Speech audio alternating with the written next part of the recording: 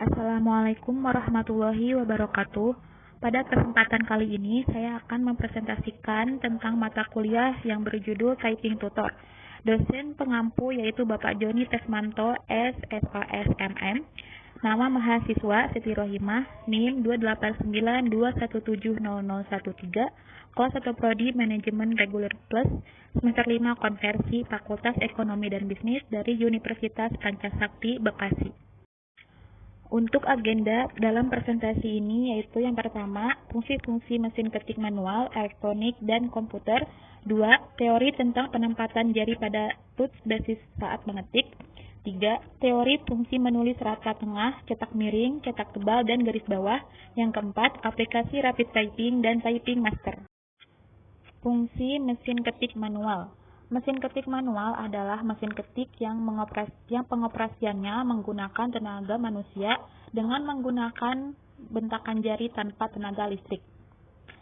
Fungsi-fungsinya yaitu membantu meringankan pekerjaan di instansi, bisa juga digunakan untuk membuat sebuah surat izin atau pernyataan suatu hal, bisa digunakan untuk kwitansi yang harus dilengkapi dan hanya bisa dilakukan dengan menggunakan sebuah mesin tik, dan juga ada semisal nota yang juga harus dilengkapi datanya, dan itu tidak bisa dikerjakan dengan komputer karena hanya bisa ditambahkan menggunakan mesin tik. Fungsi mesin ketik elektronik. Mesin ketik elektronik atau electronic typewriter adalah mesin tik yang bekerja secara elektronis dengan menggunakan sumber tenaga atau power source dari baterai atau AC adaptor. Adapun fungsi-fungsinya yaitu dapat mengetik berbagai macam surat, dapat mengetik naskah atau teks, dapat membantu pekerjaan kantor lainnya yang berhubungan dengan dokumen. Fungsi mesin ketik komputer. Sebuah komputer adalah perangkat elektronik yang memanipulasi informasi atau data. Ia memiliki kemampuan untuk menyimpan, mengambil, dan memproses data. Adapun fungsinya antara lain data input atau data entry, kedua pengolahan data, 3. Penyimpanan data, dan yang keempat yaitu keluaran data. Teori penempatan jari pada tools basis saat mengetik. Hal yang harus diperhatikan saat mengetik yaitu posisi jari di keyboard. Yang bagian kiri yaitu jari kelingking, huruf A, key, Z, angka 1, tombol shift, tab, dan caps lock. Lalu jari manis untuk huruf W, S, X, dan angka 2. Jari tengah untuk huruf E, D, C, dan angka 3. Jari telunjuk untuk huruf R, F, T, V, G, B, Y, dan angka 4, 5, 6. Lalu jempol untuk tombol space dan alt. Lalu bagian kanan yaitu jari telunjuk untuk huruf Y, U, H, J, B, N, M, dan angka 6, 7. Jari tengah untuk huruf I, K, tanda koma, dan angka 8. Jari manis untuk huruf L, O, tanda titik, dan angka 9. Jari kelingking untuk huruf P, tanda titik koma, dan tanda miring. Jempol untuk tombol space dan alt. Dan jangan lupa posisi duduk kita harus tegak. Jangan bengkok karena itu akan berpengaruh terhadap postur tubuh kita. Selanjutnya yaitu teori fungsi menulis rata tengah, cetak miring, cetak tebal, dan garis bawah. Yang pertama, rata tengah. Rata tengah biasanya digunakan untuk menulis judul, quotes, dan beberapa kalimat atau paragraf yang ingin ditonjolkan oleh si penulis.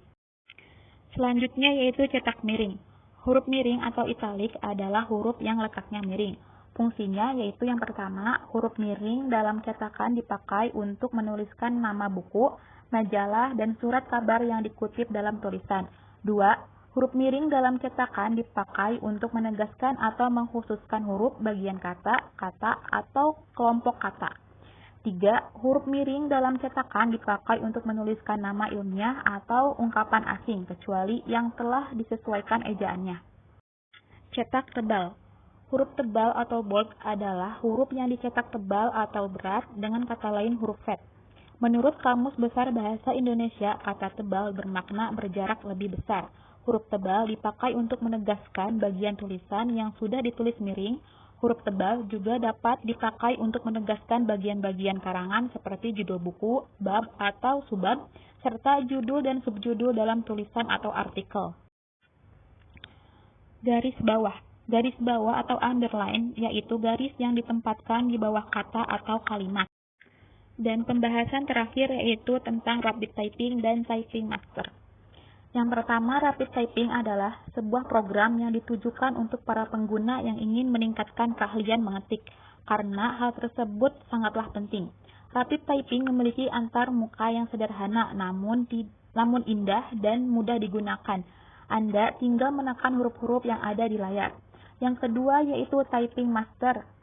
Typing Master merupakan sebuah software aplikasi komputer yang bermanfaat karena dapat melatih seseorang untuk mengetik cepat dengan 10 jari tanpa harus melihat keyboard. Selain itu, aplikasi ini juga memudahkan siswa untuk segera mengetahui kesalahan dalam pengetikan.